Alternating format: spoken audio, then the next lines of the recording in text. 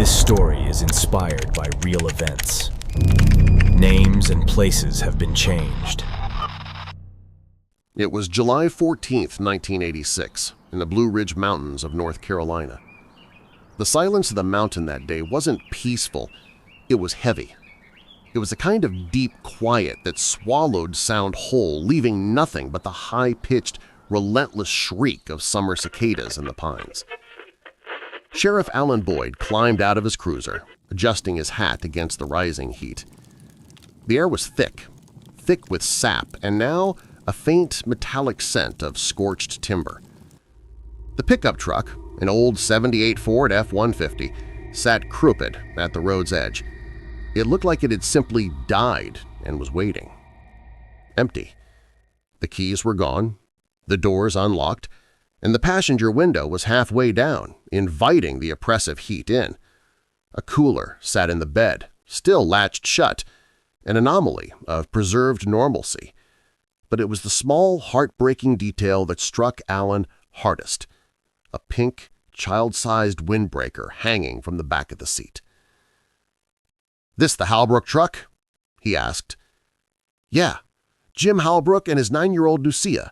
Supposed to be back the night before last," Deputy Marie Latimer confirmed. "Mrs. Halbrook said they were here to camp Saturday morning. 2 full days." Alan looked down the steep embankment.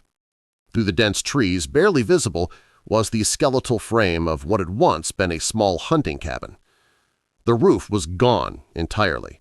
Blackened beams pointed like the ribs of a giant corpse towards the sky. High above, the crows circled slowly, dark punctuation marks in the suffocating silence. "There was a fire," Marie murmured. "Looks recent. Maybe a day, maybe less. We need the Forest Service down here." Alan nodded and started down the slick, pine-needled slope. The ground beneath his heavy boots felt unstable. The heat pressed in tighter the farther they descended, concentrating the metallic scent. It wasn't until they reached the ruins that the smell hit him fully, something bitter and wet beneath the heavy charcoal and ash, something he knew instantly was human decay. The cabin was a complete ruin of stone and timber. The fireplace was all that remained standing, the lone chimney like a grave marker. Burned tin cans and bits of melted plastic littered the hearth. Marie circled around to the far side, and her voice, when she called out, was unnaturally low. "Over here." Alan stepped carefully over a collapsed wall. Near Marie's boots, the ground was dark, sunken, and visibly stained.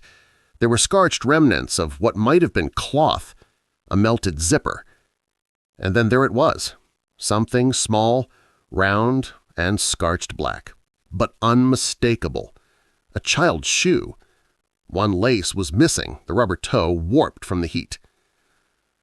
Marie crouched, careful not to disturb the scene. She used a pen to lift the remnants of the fabric. Beneath it, the plastic was warped and red.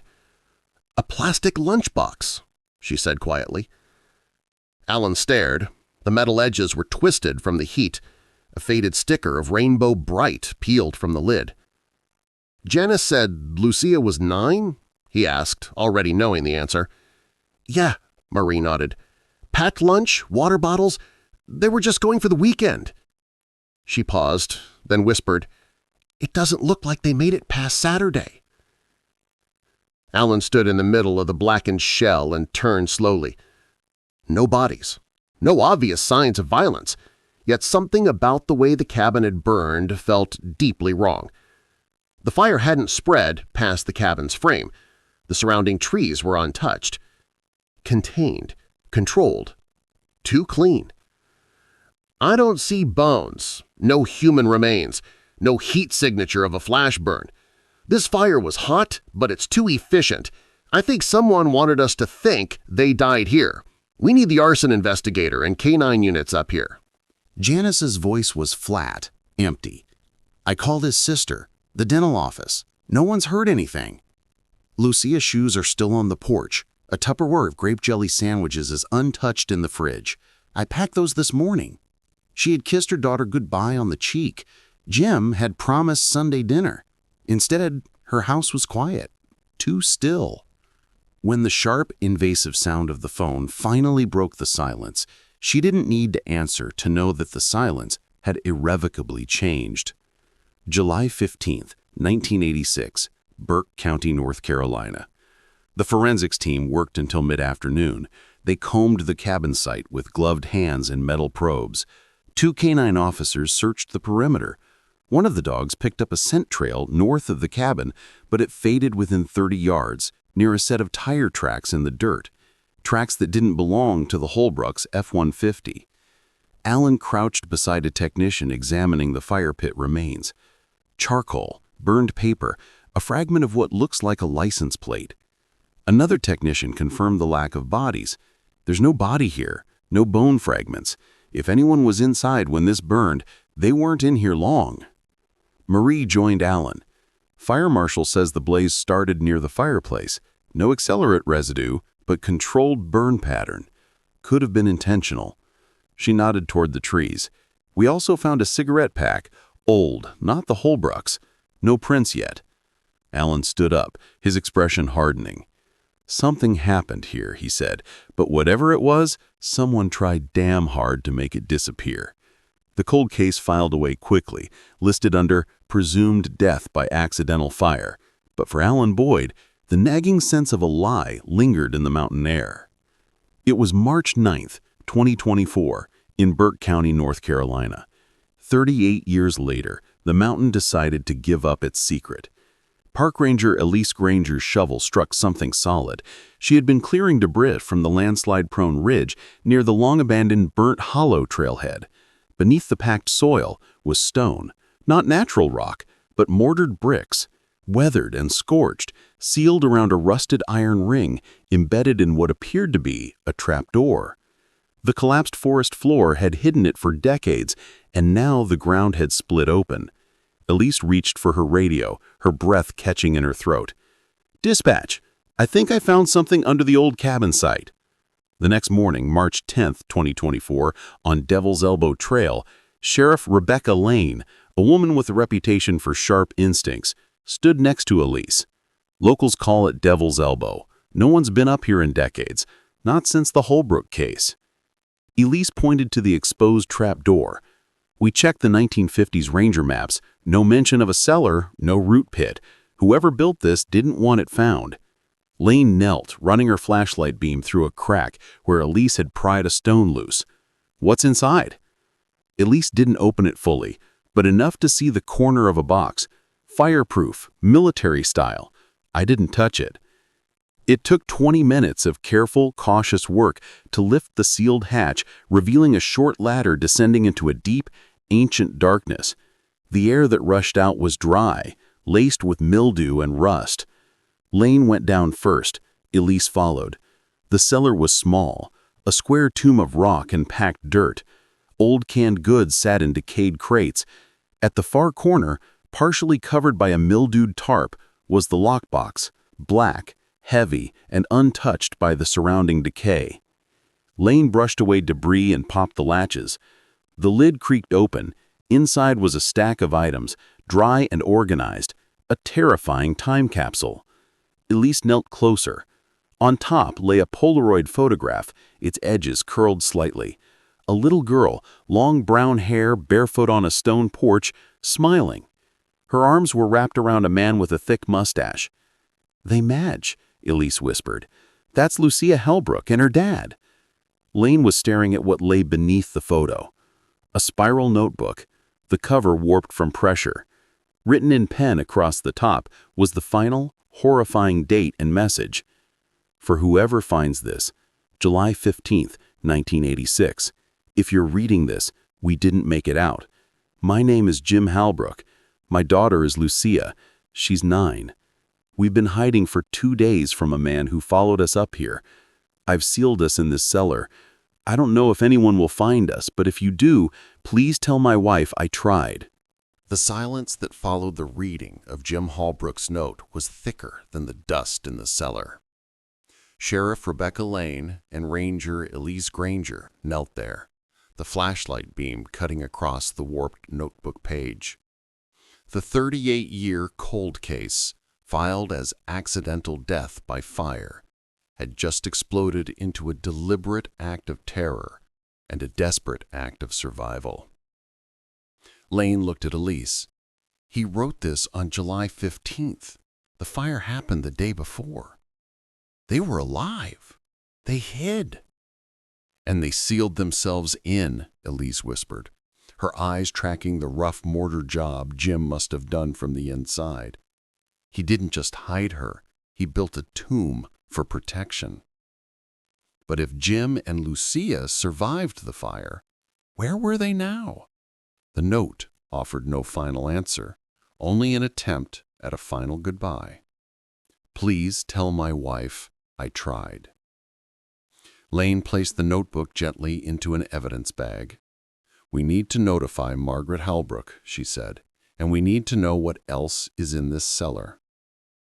It was Margaret, now living in Austin, who provided the next piece of the puzzle. She sat in the temporary sheriff's conference room, her voice shaking as she examined the Polaroid photo. Lucia smiling, missing a tooth. Jim looking determined. That's his look, she whispered, tears tracing lines through the dust on her cheeks. He always clenched his jaw like that when he was afraid, but didn't want me to know. When Lane handed her the spiral notebook, Margaret barely held the pen steady. Reading the final plea, I tried, nearly broke her. To understand the note, they needed to see the threat. The story now shifted back to Burnt Hollow Cabin on July 13th, 1986. Jim Holbrook sat on the porch, sweat sliding down his neck. The late afternoon light broke through the pines in amber shards. The air was warm, damp, and strangely quiet. No birdsong, no wind, only the rhythmic creak of the porch swing where Lucia sat, humming softly, her eyes glued to her paperback. She wore her pink tank top and striped shorts, legs dangling. Her rainbow-bright lunchbox sat beside her. He took a slow sip from his canteen, his eyes constantly scanning the trail beyond the clearing. Something felt deeply off. He'd noticed a strange sound earlier, footsteps where there shouldn't have been any, a flash of movement through the trees. He told himself it was nothing, maybe a deer. But hours later, his deep internal unease hadn't lifted. "You doing okay, Peanut?" he asked. "It's hot," Lucia replied, still engrossed in her book. "I'll go gather kindling," Jim said, standing. "We'll get a little fire going, maybe s'mores." Boots crunching through the leaves, he made his way behind the cabin. That's when he saw it. A boot print. Deep. Not his, not Lucia's. Large, heavy, and fresh. He crouched, tracing the edges of the print with one finger. Then he looked up, his heart hammering in his chest. On the far tree trunk, faint but undeniable. 3 vertical lines scraped into the bark. A mark. A signpost. He turned back toward the cabin, his voice steady but low. "Lucia, come inside. Now, sweetheart, please." Something in his tone, a sudden cold urgency she hadn't heard before, made her obey instantly. Jim followed her inside, locking the screen door behind them. He pulled the curtains closed. "Daddy, what's wrong?" "Nothing bad," he lied, crouching down. "I just saw someone near the trail. I think they're lost, but just in case, we're going to stay inside for a bit." Lucia looked worried. "You think they're scary?" Jim hesitated, but he simply nodded. Jim didn't sleep that night. He sat in the wooden chair, rifle across his lap, his ears tuned to every creak in the cabin's old wood. Lucia had curled up in her sleeping bag beside him, one hand clutching his shirt. Sometime after midnight, it began. The soft crunch of feet on pine needles. Then the sound that froze his blood. The knock. One knock, just one. He moved toward the window. A figure stood just beyond the tree line, not moving, just waiting. He raised the rifle and shouted, "Get out of here! I'm armed!" No response. The figure simply stood in the shadows. "Lucia, get your things. We're leaving." He moved to the trapdoor, a feature he'd found half buried behind the cabin. It was small, reinforced stone. No one would find them down there. Lucia looked confused. "Are we hiding?" "Just for a little while." He lowered her in first, then followed, pulling the heavy hatch closed behind them. The world above faded into a terrifying silence. The next entry in the notebook was written in shakier handwriting. "We've been down here all night. I heard him walking around up there. He tried the door, tried the window, but he never spoke, never made a sound. He's still out there. I can feel it. I keep telling her we're camping in a secret fort, but the smile is fading."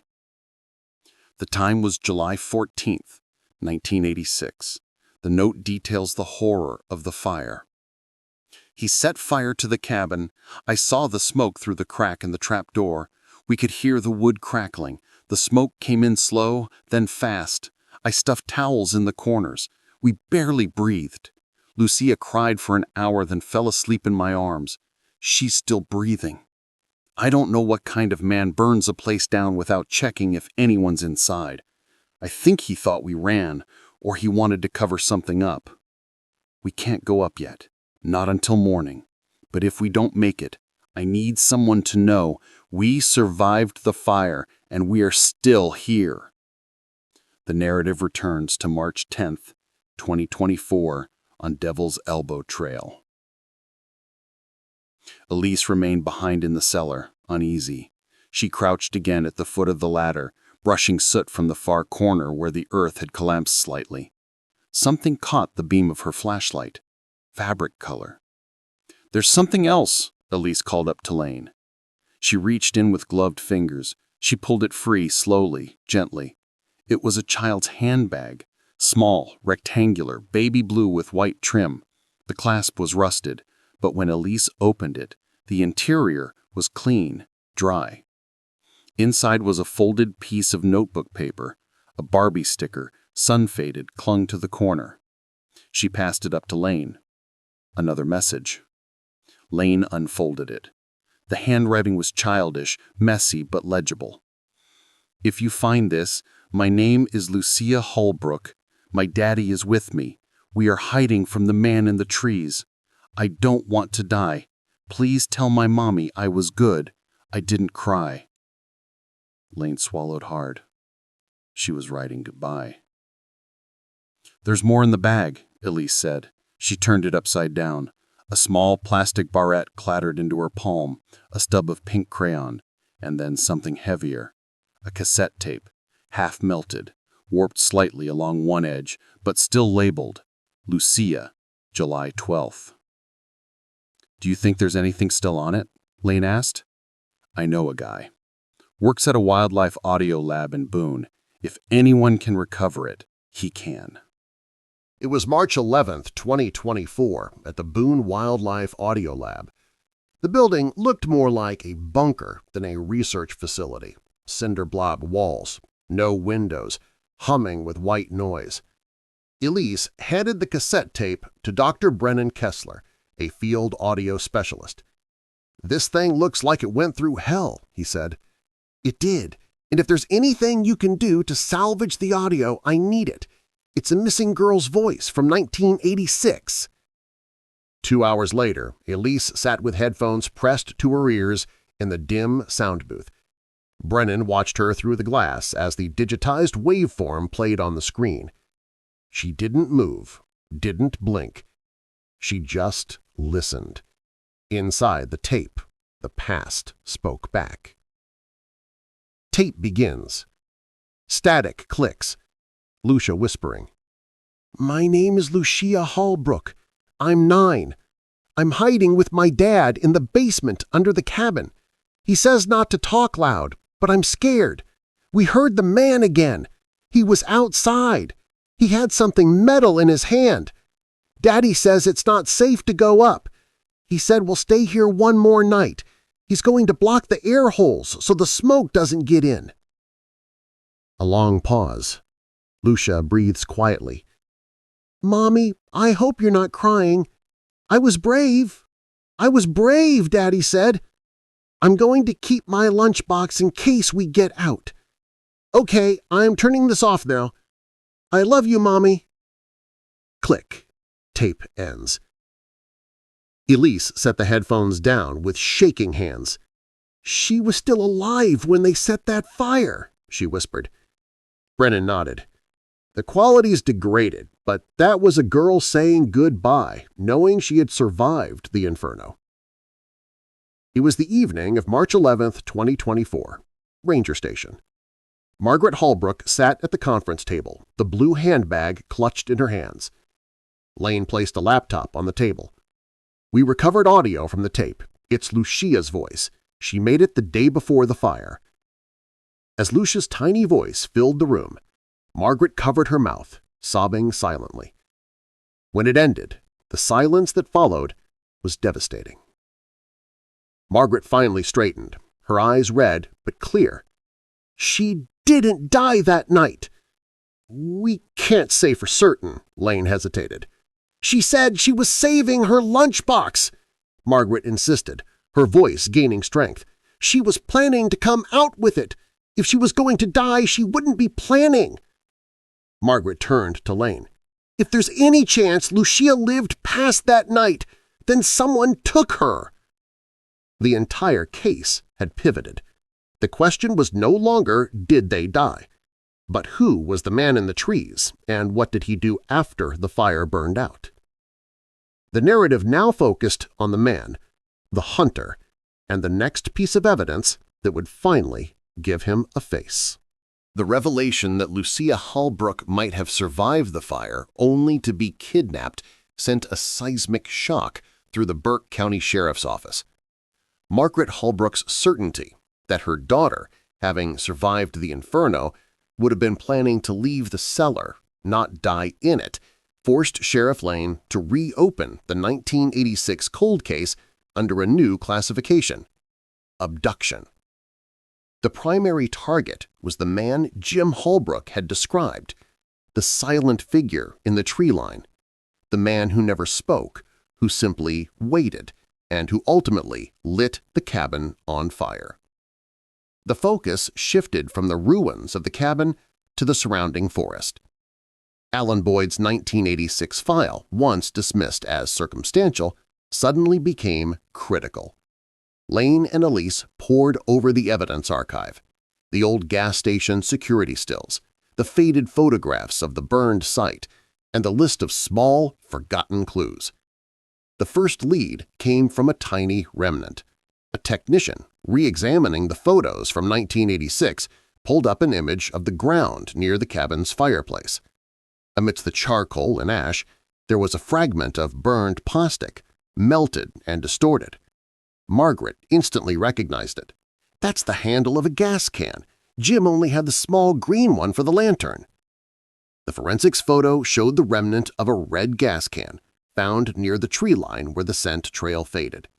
It was not Jim's. He carried his own fuel. He came prepared to burn the place down. This wasn't a sudden escalation. This was planned. Lane pulled up the one blurry black and white still from a 1986 gas station security camera taken 2 days before the fire. The resolution was poor, but the details matched the original witness description. A man in jeans, a button-up shirt, aviator sunglasses, and notably, a red gas can in his hand. He paid in cash, no name, but the timestamp lined up perfectly with when Jim and Lucia would have been driving into the mountains. Margaret stared at the photo. "He was there," she whispered. "He was watching them even before they reached the cabin." The narrative now had a face, or at least a silhouette. The next step was to connect that silhouette to a name. The team began tracing every piece of 1986 activity in a 20-mile radius of Burnt Hollow. It was March 14, 2024, at the Red Pines Motor Lodge. The sagging, L-shaped building was 10 miles south of the trailhead. The front office smelled of stale cigarettes and bleach. The manager, Harold Tripp, maybe 60-something, looked up from his Sudoku book. "You're here about 1986, he said, nodding. "Heard from dispatch. My dad ran it back then. He kept everything. Had a thing about records." Lane followed him into a dusty back room where file cabinets lined the wall. Tripp handed him a leather-bound guest ledger with sun-warped pages, specifically the entries for July. Lane sat at the table, flipping slowly through the handwritten entries.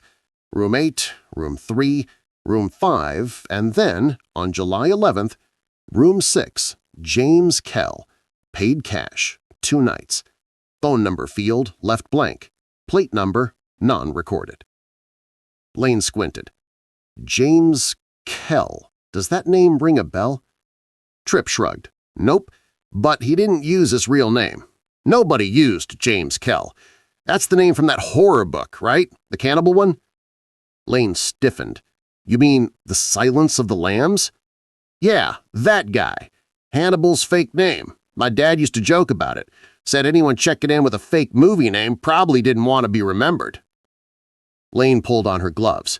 She didn't want to borrow the whole ledger, but something shimmered faintly on the upper right corner of the page where the man had signed. An oily residue. "Do you still have the old fingerprint kit?" she asked. 2 hours later, at the Burke County Forensics Lab, the atmosphere was electric. The partial print was faint, smudged at the edges, but usable. Lane stood over the technician's shoulder as he scanned it into the state and national databases. "I've got a match," the tech said, his eyes widening as the screen filled with data. Lane held her breath. Name: Victor Dane Tillman. DOB: January 12, 1949.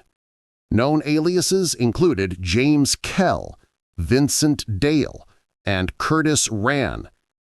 The status listed: deceased, reported. Last confirmed sighting: 1986, Tennessee border. Presumed dead in 1987. "No," Lane said firmly, "he's not dead. He's the man in the trees." Elise quickly compiled the background check on Victor Dane Tillman. Born in Ohio. Multiple arrests between 1974 and 1985 for trespassing, assault, and suspected abductions. He was never convicted. Known to use multiple identities.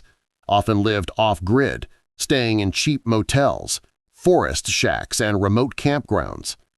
The most chilling detail: Tillman was briefly investigated in 2 separate, unsolved disappearances, a boy from Kentucky in 1982 and a girl from Missouri in 1985. Both cases remained cold. It was March 15, 2024, at the Halbrook residence in Austin. Margaret sat at the kitchen table with Elise, Sheriff Lane, and Doris. The digital image of the gas station still and the motel ledger entry were laid before her. "So you're saying this man, this Tillman, was stalking them?" Margaret asked, her voice hollow. Lane nodded. "We believe he followed Jim and Lucia to the cabin, stayed nearby, waited. He used a fake name to check into a motel less than 15 miles from the trailhead, and he carried a red gas can, the one we found traces of." Margaret clutched the final piece of evidence from Jim's undeveloped film, the photo showing the sliver of a man between trees. "He's in this picture. Lucia saw him." "We believe he returned after the fire," Elise added. "He stayed nearby and he must have found the root cellar." Margaret looked up sharply, the horror dawning in her eyes. "Then, if he opened it and found them, did he kill them?" Lane hesitated. "We don't know yet. Tillman didn't resurface again. No arrest records, no bank use, nothing. He became a ghost after 1986. Elise leaned forward, the terrifying implication hanging in the air. Or he took someone with him, someone small, someone who could be hidden. The realization was a crushing blow. Lucia may have survived the controlled inferno, only to be taken by the very man her father was hiding them from. The urgency to find where Victor Dane Tillman vanished to was now absolute. The man had a pattern, and somewhere he had a lair. The realization that Lucia Halbrook might have survived the fire only to be taken by the man her father was trying to hide her from was devastating. Victor Dane Tillman, the man who used the alias James Kell and had a confirmed history of unsolved abductions, had vanished after the summer of 1986. Sheriff Lane and Ranger Elise Granger knew their next step wasn't finding Jim's body, it was finding Tillman's lair. The focus turned to Tillman's known aliases and property records. The most promising lead was an old land deed in Tillman's name, though it had been listed under his uncle's since the 1960s, deep inside the Pisgah National Forest. It was March 16, 2024. The road narrowed until it was barely more than 2 ruts carved into the mountainside. Elise's tires cracked over fallen twigs and patches of frost. She was following the GPS coordinates deep into the mountains. The cabin wasn't visible from the main road. That was the point. It emerged slowly, log-framed, severely weathered. The windows were boarded over, and the front steps sagged inward. A rusted generator sat beside the porch. Elise parked and stepped out, her breath visible in the cold. The front door was open, not broken, just left ajar, as if the occupant hadn't expected to return.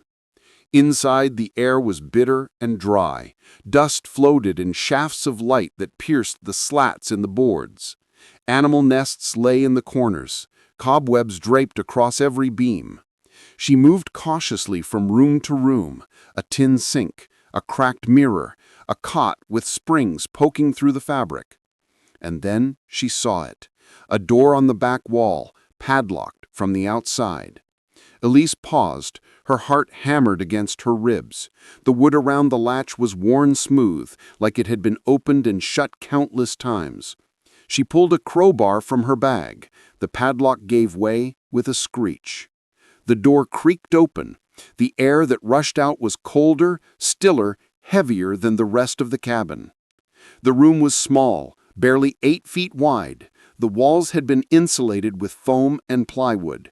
There was no window, no light source, just a narrow mattress on the floor, a dented metal chair, and a child's drawing pinned to the wall with a rusty nail. Elise stepped in slowly, flashlight sweeping across the surfaces. More drawings lined the walls, crayon figures, animals, stars. One showed a girl and a man standing near what looked like a cabin. Another showed trees, always trees. On the mattress lay a single dusty object, a plastic rainbow-bright lunchbox. Elise's breath hitched. She recognized the brand instantly from the melted tin found at the burned cabin. She knelt and opened it.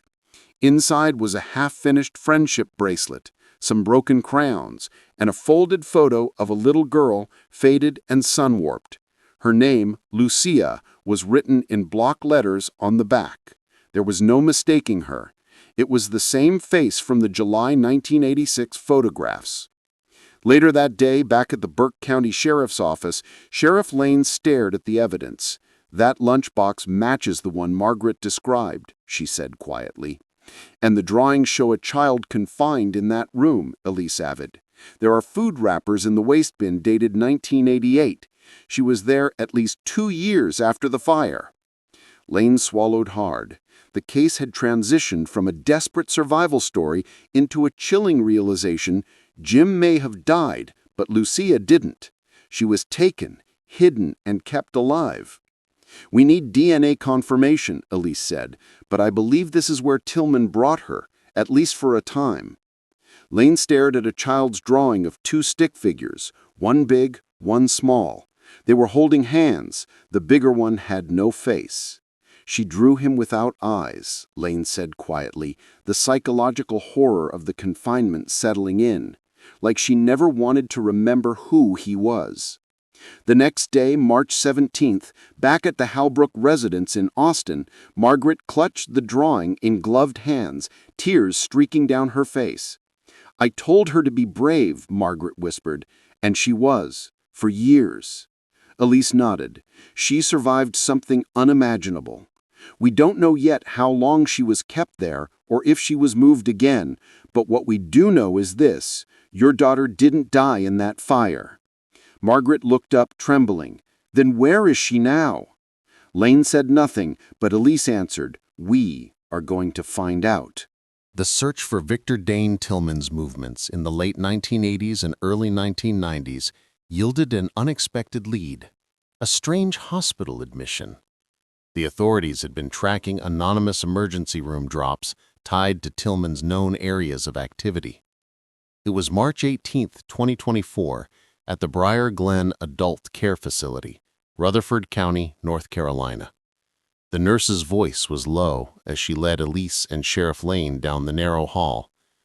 "She came in sometime in the fall of 1994, the nurse explained. "No ID, no name. Someone left her at the emergency entrance of Mercy General in Morgan and drove off.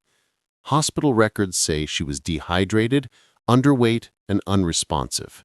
When they realized she wouldn't or couldn't speak, they sent her here under the name Jane Glenn." Elise clutched a folder containing 4 photos: Lucia Halbrook at age 9, the crayon drawing, the lunchbox, and a recent age progression mock-up, what Lucia might look like in her 40s. The nurse stopped outside room 12A. "She doesn't speak, but she understands. Trauma, we assume. She just exists. She's never tried to leave." They entered the room. The woman sat by the window in a cardigan 2 sizes too big. Her hair was shoulder-length, brown with streaks of gray. She looked younger than her file suggested, mid to late 40s at most. Her posture was curled inward, arms crossed tight across her stomach, as if always bracing for impact. She didn't look up when they entered. Elise stepped forward and gently set the folder on the table. "I brought some pictures," she said softly. No response. She opened to the first one, Lucia at age 9, standing in front of the cabin, smiling. The woman's body stiffened. Elise continued, her voice even. "Your name might be Lucia Halbrook. You disappeared in July of 1986. You were with your father in the mountains. Someone took you." Still no sound, but the woman's fingers twitched. Elise placed the second image in front of her, the child's drawing from the hidden room, the crayon figures holding hands. The woman blinked, then reached out slowly and traced the stick-figure child with one finger. Her breathing quickened. Lane took out the final photo, the age progression mock-up. The woman stared at it, then slowly raised a hand to her own face as if comparing. And finally, she nodded, just once. 2 hours later, in the interview room, Elise sat across from her. The woman, still silent, clutched a small stuffed rabbit she'd kept since her arrival. Elise placed the cassette player on the table. "I'm going to play you something," she said. She hit play. Lucia's voice, tiny and clear, filled the room. "My name is Lucia Halbrook. I'm 9. I'm hiding with my dad in the basement under the cabin. Mommy, I hope you're not crying. I was brave." The woman broke. No scream, no word, but the sobs came in waves, racking her body, silent as snowfall. Elise crossed to her and gently took her hand. "You're safe now. You made it." The woman pulled the crayon drawing to her chest and nodded again.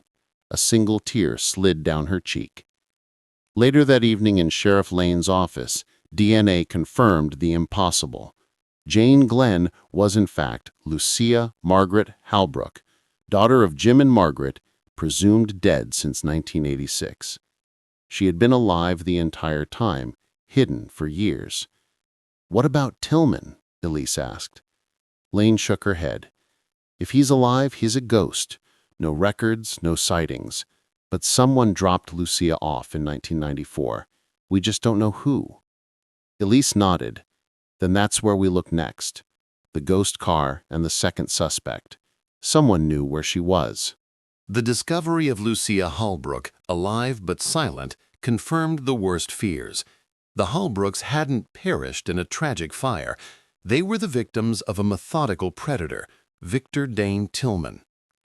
The question was no longer where Lucia was, but where Jim was buried, and more critically, who dropped Lucia off at the hospital in 1994. Tillman had vanished after 1986, but someone had acted on his behalf 8 years later. It was March 20th, 2024, in Ironvale, Tennessee. The breakthrough came just after sunrise. An old car, a brown 1978 Oldsmobile Vista Cruiser, had been discovered behind a rotting livestock barn on the edge of a foreclosed property outside Ironvale.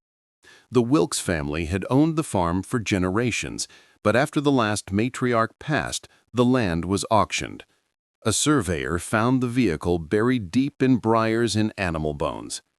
Sheriff Lane and Elise Granger arrived by noon.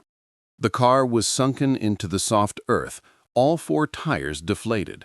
The windshield was cracked, and its once gleaming paint was now a patchwork of rust and moss. The plates had been removed, but the VIN was intact. This was the vehicle Victor Dane Tillman had driven when he disappeared. A deputy called out from the passenger side where the door had rusted shut and crumbled under pressure. "I've got something." Inside the Vista Cruiser, the interior was a time capsule, faded upholstery and a cracked dashboard. The glove box was packed with old maps, receipts, and matchbooks from roadside motels across the Southeast. But in the back seat was the true horror: a child's wool blanket, blue with white stars, still folded neatly, and beneath it a blood-stained flannel shirt, adult-sized. Next to the shirt lay an old Nikon camera, still intact. Lane handled the camera with gloved reverence. "Let's get that film processed," she ordered. 6 hours later, at the Boone Crime Lab, the photos came back in sequence. Many were landscape shots: woods, streams, winding dirt roads. One showed the Vista Cruiser itself, parked on a ridge overlooking a valley. Another showed a small girl standing on an unfamiliar porch. But then came the one that made Elise stop breathing. It was taken at night, flash-blown and poorly framed, but unmistakable. Jim Halbrook, alive, eyes swollen, bruised, his hands bound in front of him with wire. He sat on a wooden chair in what looked like a shed or basement, his shirt torn, matching the blood-stained flannel found in the car. The timestamp, faded but legible, read August 4th, 1986. It was over 2 weeks after the fire.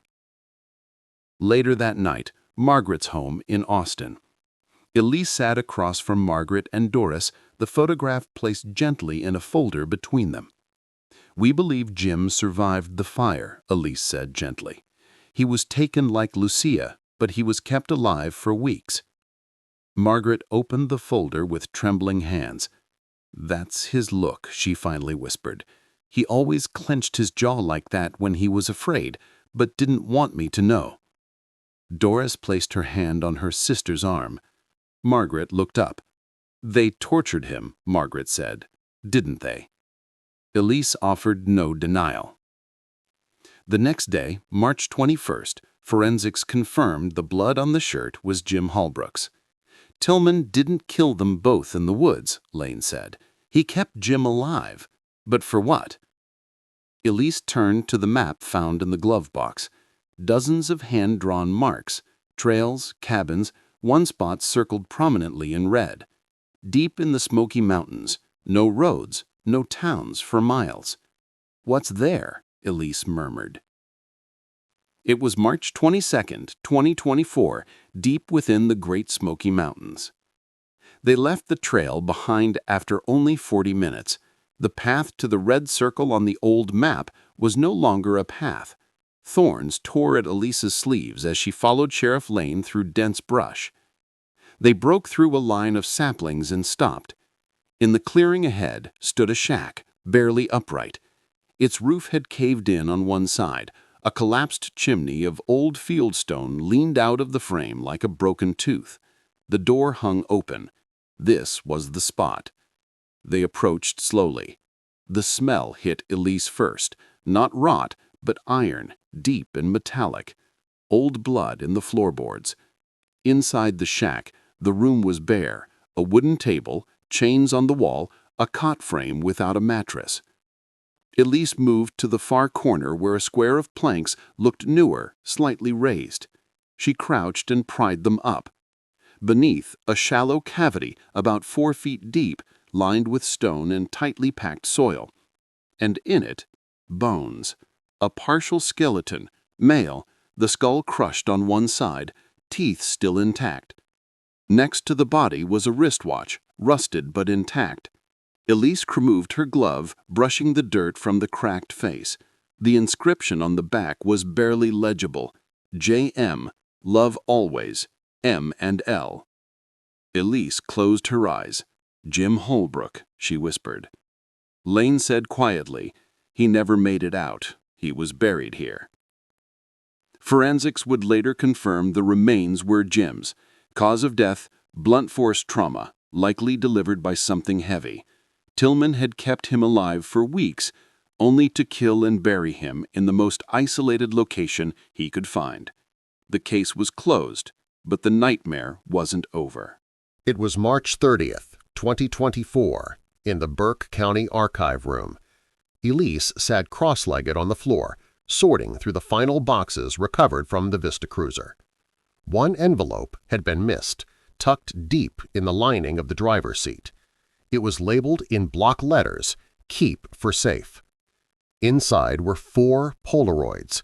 3 were undated, poorly lit photos of Lucia, a barn, and a man's bound hands. But the 4th made her freeze. It was a photo of the burnt hollow cabin, taken from outside at a distance. In the second-story window, someone stood. Not Jim, not Lucia, a man. Later that night, Elise and Lane's case review. "That's not Tillman," Lane said, staring at the enlarged image. "He's too young. Look at the posture, the build." Elise nodded. The date on the back confirmed it, July 10th, 1986. That's before the fire. The figure wore dark clothes, lean, clean-cut, watching. He was standing inside the cabin like he belonged there. Lane opened the master case file and pulled out a document they'd nearly forgotten, an old police report from a gas station employee in Avery County. A man was seen traveling with Tillman, just once, on July 8th. The clerk said he looked like a hitchhiker, younger, maybe early 20s. He claimed to be Tillman's nephew, paid in coins, and bought rope and batteries. The report was dismissed in 1986. No second suspect was ever pursued. "He's standing inside the cabin like he belongs there," Elise repeated. "Lucia wasn't just taken by one man, they had an accomplice." This young man knew where Jim was killed. He knew about the locked room where Lucia was kept, and most likely, he was the ghost who quietly drove away from Briar Glen in 1994, leaving Jane Glenn behind. It was March 31st, 2024. Margaret's house, Austin. Lucia was asleep when Elise and Lane arrived.